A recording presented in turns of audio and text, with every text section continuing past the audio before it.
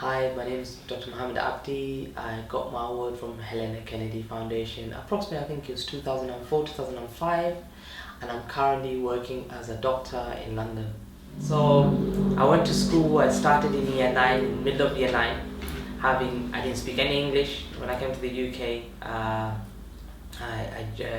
went to school. I started in a very low set, in a very difficult school.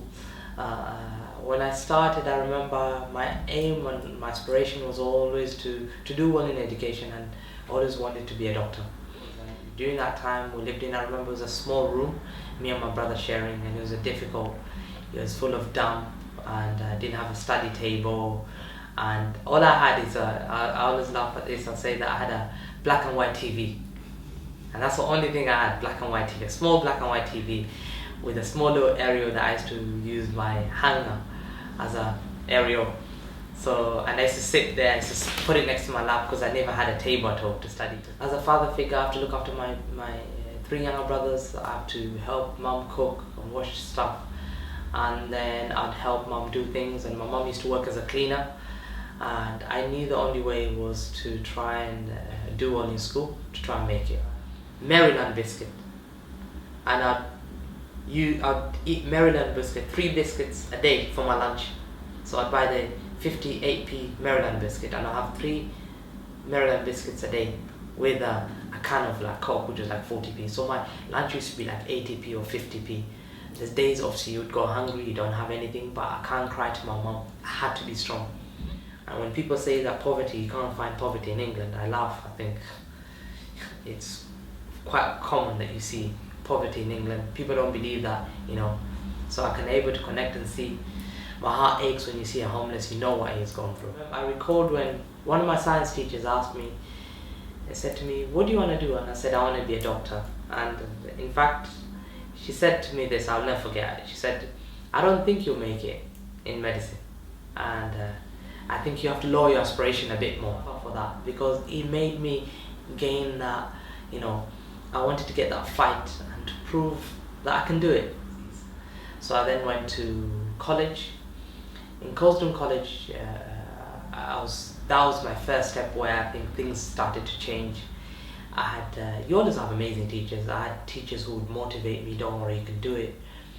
But they always told me, no, medicine's too hard, no way, you can't make it. Medicine's so competitive. There's only 20 medical schools, and there's probably 1,000 places or 2,000 places across the country. One day I'd given up to study medicine.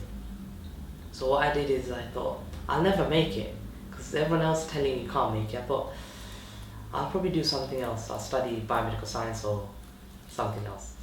I went back to college, and fortunately I met this lady who was my English teacher, and she told me, you know what, there's this foundation program called Helena Kennedy you can apply to. Why didn't you write your story? And I applied, and I was so happy. A couple of weeks later they wrote me a reply to say that, we've accepted you, and could you come to the House of Commons, and we would invite you and get your scholarship. I felt that someone believes in me, and that's the moment that everything started to change. Because remember I'd given up completely. I thought I'll never make it into medicine. I went back to Mom. I remember that day I said, Mom, I got a scholarship. She said, in what way? I said, oh, someone called Helena Kennedy Foundation, they've told me that they can give me some scholarship to try and support me with my education.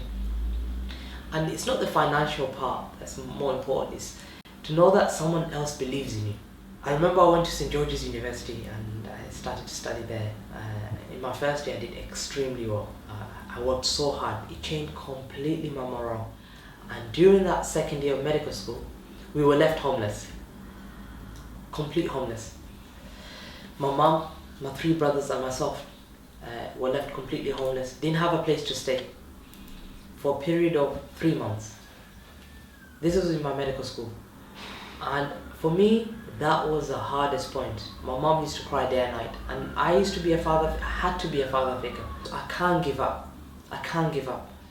I stayed in my friend's sofa for a period of 3 months, and I emailed Helena Kennedy Foundation, and only to remember the support they'd given me prevented me to quitting medical school. I transferred from biomedical science 3rd year to straight to 3rd year of medicine. I qualified in medical school with the high grades, top 7% of the year. and I was nominated for that merit award. And in medical school, last year I went to a local school which was in Battersea. They've asked me to give them a talk, to inspire them in a talk. And these kids come from very, very deprived backgrounds, and some kids have nothing, and this is in England, which I never thought it's possible. Came from a country which is developing, but I see it a lot. These kids are intelligent, and I'll tell them that don't give up. It's so easy to give up. It is so easy to give up and look away. But never give up your belief and hope. Hope. Never give up hope. Not only has made a change for me, in fact, do you remember I said that I was a father figure? My brothers now, one's finishing medicine, the other one's finishing dentistry, and one's just finished, like, he's teaching in Middle East, in English language. So my life has changed significantly. I'm currently working as a doctor. Not only I'm helping people, but I'm helping my family, the community, the people that I know, people that I don't know. Not only like in terms of financial help, but like in terms of emotional support. And I'm privileged to have great patients. They're lovely, lovely people. I'm privileged to get the opportunity. I enjoy my job. I love it. And my message is for any child who's finding it very difficult in school, at home, is to seek support. Seek support. Yeah? We're all human beings. We can go through difficulty, but try and find the support network in schools, support networks in organizations, where you can lean your shoulder to, because you need that.